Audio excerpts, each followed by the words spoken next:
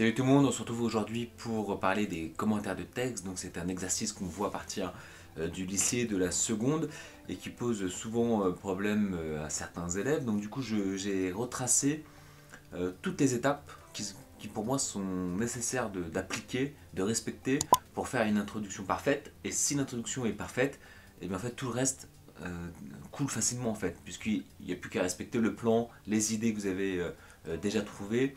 Et je trouve que c'est l'étape la plus importante, qui est la préparation en fait, du commentaire de texte, que j'ai divisé en 11 étapes, que je vais vous présenter. Et vraiment, si vous respectez toutes ces 11 étapes, je vois pas comment vous pouvez faire un hors-sujet ou un commentaire de texte qui contient peu d'idées ou peu d'analyse. Ok. La première étape, bon, très simple, je vous conseille de lire minimum 2 fois le texte. Sans commencer à relever, juste on le lit une première fois. Généralement, c'est des textes qui sont ça dépend, mais qui ne sont pas toujours faciles, toujours simples à comprendre. Donc une deuxième lecture permet finalement de comprendre le sens. Voilà, juste de comprendre le sens global, se faire une idée et une deuxième idée peut-être plus précise. Ok. Ensuite, je dirais qu'à partir de la deuxième étape, donc là vous faites une troisième lecture. Oui, c'est long, mais il ne faut pas avoir peur de prendre énormément de temps sur la préparation. Parce qu'après, le travail d'écriture à la fin, finalement, ça prend peu de temps. Je reprends la deuxième étape. Donc troisième lecture. Et là, à partir de la troisième lecture, je vous conseille de commencer à souligner ce qui vous semble intéressant. Tout. Ne commencez pas à vous poser trop de questions sur les plans, sur la problématique, blablabla. Non, dès qu'il y a une phrase qui vous semble intéressante, un mot, un fait, bref, vous prenez un surligneur, vous prenez ce que vous voulez, vous soulignez, bref, comme vous préférez, et vous soulignez. Je vous conseille minimum 15 citations, vous allez comprendre plus tard pourquoi, et plus, c'est encore mieux. Ok, voilà, donc deuxième étape, on relit une troisième fois en soulignant. Ensuite, toutes ces citations que vous avez relevées, ou ces groupes de citations, si c'est que des mots par exemple, vous les mettez dans ce tableau-là. Le tableau qui, d'abord, dans un premier temps, vous mettez les citations avec les lignes. Mine de rien, comme ça, au moins c'est un travail fait et vous avez les lignes quand il s'agira de rédiger la copie finale. Ensuite, de relever tous les procédés possibles par citation. Donc c'est bien par citation. Alors parfois on peut relever des mots ensemble, ce qui va donner un champ lexical par exemple, d'accord? Mais essayez de voir par citation si c'est possible. Par exemple, toutes les figures de style que vous avez dû voir au collège, au lycée, généralement on en voit à peu près 16 au collège, on peut en voir un peu plus au lycée. Étudier la ponctuation, une ponctuation expressive comme les interrogatifs, les exclamatifs, ça peut apporter un sens dans l'analyse en tout cas. La tonalité, tragique, épique, satirique, etc. Donc un cours que peut-être vous avez vu en seconde. De manière générale, étudier la grammaire de la phrase, la nature des mots, fonction des mots, s'il y a des fonctions qui reviennent, s'il y a des pronoms possessifs qui vont montrer la possession, j'en sais rien, du personnage, des sentiments, etc. Étudier les discours directs, des discours indirects, indirect libre, narrativisés, qui peuvent apporter du sens à l'analyse en tout cas.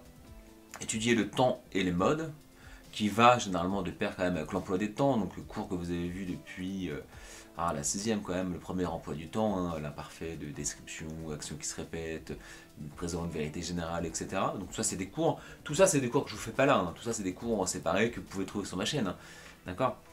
Bien sûr les différents champs lexicaux, ok, donc un groupement de mots qui appartiennent au même thème. Étudier la voix passive, la voix active des phrases. Je rappelle, la voix active c'est quand le sujet fait l'action, la voix passive c'est quand le sujet subit l'action. Ça peut apporter du sens à l'analyse de vos phrases. Et enfin les différents types de propositions. D'accord. Bon, les propositions juxtaposées, coordonnées qu'on voit en sixième, mais après il y a aussi donc la relative, la circonstancielle, la complétive, l'interrogative. Ok, qui peuvent toujours apporter du sens, et voir l'infinitive et la participiale si vous les avez vus en cours, au lycée, on ne sait jamais. Et enfin, chaque citation plus les différents procédés que vous avez relevés, et bien vous essayez de les analyser, de les interpréter, de dire qu'est-ce que l'auteur a voulu dire, pourquoi il l'a dit comme ça, comment ça renforce le fait de l'avoir dit comme ça, comment ça renforce son propos. Alors ne faites pas de paraphrase de la citation. Je vois beaucoup d'élèves qui, dans l'analyse, paraphrasent la citation. Si la citation, par exemple, c'est, je sais pas, je vais reprendre une réplique de Corneille, va, cours, vole et nous venge. Un élève va dire qu'il y a une gradation, donc une évolution du propos, des mots, de plus en plus intense, va, cours, vole. Et dans l'analyse, il va me dire, bah là on voit que Corneille veut que le personnage se venge. Et il précipite. Oui, bah d'accord, va Courvol et nous venge. Enfin, et venge-nous. Oui, on a compris. D'accord, mais pourquoi il le dit comme ça? Donc ne faites pas de paraphrase, ne reprenez pas la citation pour dire les mêmes mots, on l'a compris. Ça va avec le deuxième point que je dis, ne pas se contenter d'expliquer ce qui est évident. Oui, on voit bien qu'il veut se venger, ok? Donc il faut aller plus loin, il faut montrer en quoi ça répond à la problématique, comment ça le renforce, comment le lecteur l'interprète, le ressent. Ok? On reviendra sur ce tableau dans l'étape numéro 8, qui est une étape vraiment importante. Ensuite, excusez-moi, je suis retourné en arrière. Hop. Donc 4, là on regroupe les différentes citations entre elles. Donc une fois que vous avez analysé ces citations, essayez de regrouper sur ce qui va ensemble. Tiens, bah, par exemple ces trois-là, je remarque que dans l'interprétation, j'ai mis quasiment la même interprétation. Ces deux-là, ce champ lexical plus cette figure de style, j'ai mis la même interprétation. Donc vous voyez, vous essayez de regrouper les différentes citations entre elles et les interprétations, bien sûr, celles qui ont les mêmes interprétations. D'accord? Du coup, ça vous permet justement de une citation ou un ensemble de citations, ça peut vous former un argument. Donc ça, c'est assez important, parce que votre commentaire, il faut au minimum 8 arguments appuyés par plusieurs citations. Une ou plusieurs citations, d'accord, minimum. Et les arguments, ensemble, ça forme une partie ou une sous-partie. On verra ça plus tard, d'accord? Mais du coup, vous les regroupez ensemble et vous essayez de voir, bah tiens, là ça va parler de ça, là ça va parler de ça, là ça parle du ton tragique, là ça parle, je sais pas moi, de la dénonciation du personnage. Enfin, vous voyez, vous essayez de regrouper ce qui va ensemble et ça va former plus tard des arguments. On est quelle étape numéro 4 sur les 11? 5. À ce moment-là, il ne faut pas hésiter à retirer des citations que finalement vous jugez inutiles. Je vois parfois dans des commentaires des élèves qui sont tout contents, ils ont trouvé plein de trucs, ils veulent absolument tout mettre, mais parfois c'est hors sujet par rapport à la problématique qu'ils vont choisir. Mais ils veulent absolument le mettre pour remplir. Oui, mais du coup, c'est les moments où le prof se dit, bah tiens, où ça part, je comprends pas, c'est hors sujet.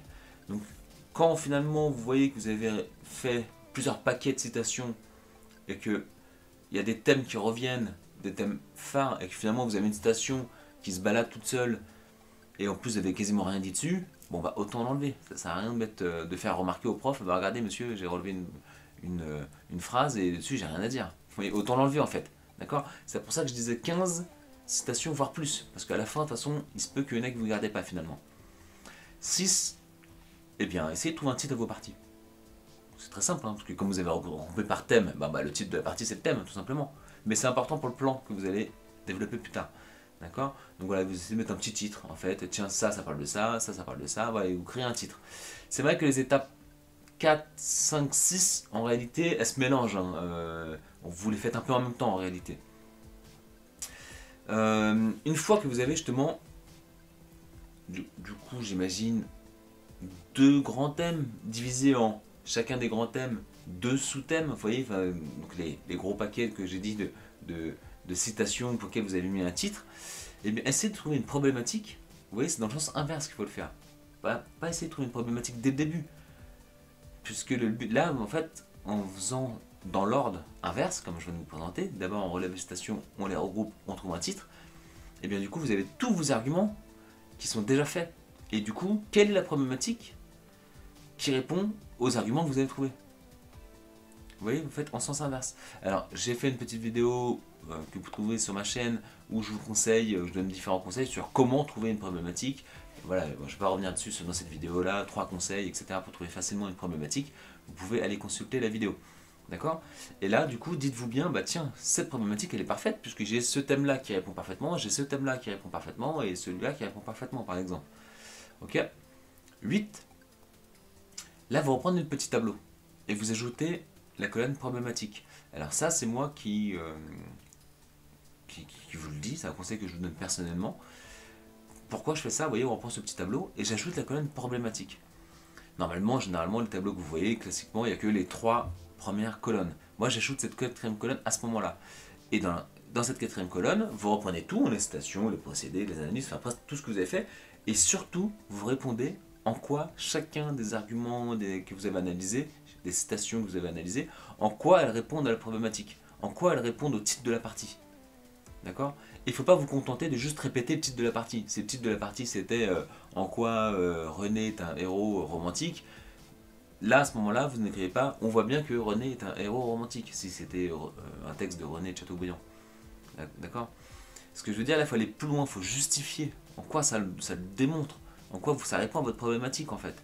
D'accord? Pas en vous contentant de faire de la paraphrase. Alors pourquoi j'ai ajouté cette quatrième colonne? Parce que j'ai remarqué que beaucoup d'élèves, dans l'analyse, se contentent de faire des analyses très courtes, et du coup l'analyse va pas très loin. Et pour vous forcer à pousser les analyses et les interprétations, je vous force à vous dire, oui, mais maintenant, en quoi votre analyse répond à la problématique? Donc je dirais que cette quatrième colonne, que j'ajoute maintenant, pour les élèves qui avaient l'habitude déjà de faire 5-10 lignes par analyse dans le tableau, limite la colonne problématique ne sert à rien, puisqu'ils le faisaient sans doute déjà inconsciemment. Mais pour ceux qui ont du mal justement à pousser un peu les analyses, essayez cette technique, d'accord, de revenir dessus une fois que vous avez votre problématique et de vous dire, bon bah très bien, en quoi ça répond à la problématique, chacun des arguments, d'accord, que vous avez relevés, regroupés par paquet, etc. Ok? Et ça pourra bien sûr vous servir parce que c'est ce qu'on vous demande dans le commentaire. On vous demande de faire des arguments et chacun des arguments doit répondre à la problématique. Et à la conclusion, bon bah, vous avez 8, 10, 12 arguments qui ont fini par des petites conclusions qui ont répondu à la problématique. Donc vous avez plein de choses à dire en conclusion en fait. D'accord? Bon, ça on n'en parle pas dans cette vidéo en détail, c'est juste pour vous montrer en quoi ça sert et que c'est le fil rouge de votre problématique, de votre commentaire de texte. Ok? 9. Et bien en fait, une fois que vous avez tout ça, vous organisez votre plan pour voir ce qui est plus intéressant en grand 1 et en grand 2. Bon, ça paraît logique. Hein. Généralement en grand 1, on commence plus par les arguments un peu moins pertinents et les plus évidents. Et en 2, en fait, celui qui est le plus poussé, celui qui est le plus intéressant, celui qui va frapper plus l'esprit en fait. Et ça doit se présenter à peu près comme ça, mais je ferai une vraie vidéo sur le plan, d'accord? Donc là c'est rapide. Grand 1, le titre de partie. Première sous-partie, là vous regroupez un ou deux arguments avec plusieurs citations. Petit b, une deuxième sous-partie, une deuxième idée avec au moins 2 arguments et des citations. Et pareil, grand 2, petit a, 2 arguments phares avec des citations, grand B, 2 arguments, etc. Mais ça on en parlera plus précisément dans une autre vidéo, le plan en détail. Mais en tout cas, posez-vous la question, qu'est-ce qui est le plus intéressant à aborder d'abord, puis en grand 2, ce qui va marquer l'esprit, puisque c'est ce qu'on voit en dernier. Généralement, ce qu'on voit en dernier, ça fera plus l'esprit. 10. Alors là, par contre, il faut trouver maintenant une phrase d'accroche. Phrase d'accroche, beaucoup d'élèves ont du mal, généralement. Il faut que votre phrase d'accroche aborde le thème de la problématique, bien sûr. Donc, aborde le thème de la problématique. Donc, ok, votre problématique parle de ça. Et bien, comment on peut parler de ça de manière très large? Vous voyez, tout à l'heure, j'ai dit, j'ai pris un exemple au hasard, j'ai dit en quoi René est un héros romantique. Bon, bah, le terme large, c'est quoi? C'est le romantisme. Ok, c'est le début du 19e siècle. D'accord? Et bien voilà, bah, votre thème large, c'est ça. C'est commencer à parler du romantisme, en fait, le mouvement littéraire, le romantisme, en phrase d'accroche. Et j'ai dit sans entrer directement dans le sujet. Il y a des élèves qui rentrent déjà dans le sujet en phrase d'accroche. Non, le but c'est de rentrer très largement dans le sujet. Vous ne parlez pas encore de l'auteur, vous ne parlez pas encore de l'œuvre que vous allez aborder, etc. Donc là, j'ai parlé par exemple du mouvement littéraire, parler du contexte historique, par exemple, ok, qui a un lien directement avec la problématique. Ok, et ça nous emmène à la 11 qui est appliquer ce que j'appelle la technique de l'entonnoir. Donc on parle du très large, le contexte historique, le mouvement littéraire, et doucement, on va recentrer doucement sur la problématique, en passant par les étapes logiques qui vont resserrer. Par exemple, on parle donc la phrase d'accroche, puis donc on parle par exemple du mouvement littéraire. Dans ce mouvement littéraire, il y a quoi? Il y a un auteur, celui qui nous intéresse. Qu'est-ce qu'il a fait? Lui, il a fait plein d'œuvres. Dans ces œuvres-là, donc il y a l'œuvre qui nous intéresse. Dans cette œuvre qui nous intéresse, il y a quoi? Il y a l'extrait qu'on va étudier.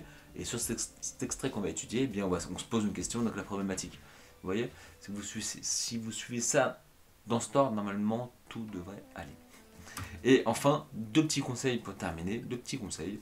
Premier, clairement, prenez au moins la moitié du temps, soit uniquement à la préparation sur tout ce que je viens de vous dire. Donc si le temps imparti c'est 4 heures, franchement prenez 2 heures. Parce que finalement là, si vous faites toutes les 11 étapes que je vous ai montrées, vous avez tout. Vous avez la phrase d'accroche, vous avez toutes les étapes de l'introduction, vous avez votre problématique, vous avez tous les arguments. Pour chaque argument, vous avez plein de citations avec des procédés, des analyses. Bah, tout est fait en fait. Maintenant, il n'y a plus qu'à écrire en fait. Il n'y a plus qu'à rédiger, point. Ça y est, toute la phase de réflexion est terminée. D'accord? Donc prenez au moins la moitié du temps pour la préparation. Et 2, Ah oui, bon, dans l'introduction, j'ai oublié de le dire, mais ne pas entrer dans les analyses en introduction. J'ai des élèves qui parfois, dans l'introduction, commencent à analyser le texte. Non, non, non. L'introduction, dites-vous, c'est juste un état des lieux. On va parler de quoi? De qui? Écrit par qui? Quel est le thème? Ok, on se pose cette question, point. Ok, on n'entre pas dans les analyses en introduction. Voilà donc tous mes conseils pour bien préparer un commentaire de texte. Et honnêtement, si vous suivez ces 11 étapes, je vois pas comment vous pouvez faire un hors-sujet ou ne pas avoir des arguments. Pour moi, c'est la moyenne assurée. Pour moi, en tout cas, dans ma vision de la chose. Ok, voilà, donc si vous avez des questions, n'hésitez pas en commentaire à me poser des questions. Si ce type de vidéo vous plaît, n'hésitez pas à vous abonner à la chaîne. Je fais plein de vidéos, donc de la 6e à la première, qui abordent énormément de thèmes, de la conjugaison jusqu'au commentaire de texte, voire les dissertations pour le lycée. Donc il y a beaucoup de vidéos. Je vous dis à bientôt pour d'autres thèmes.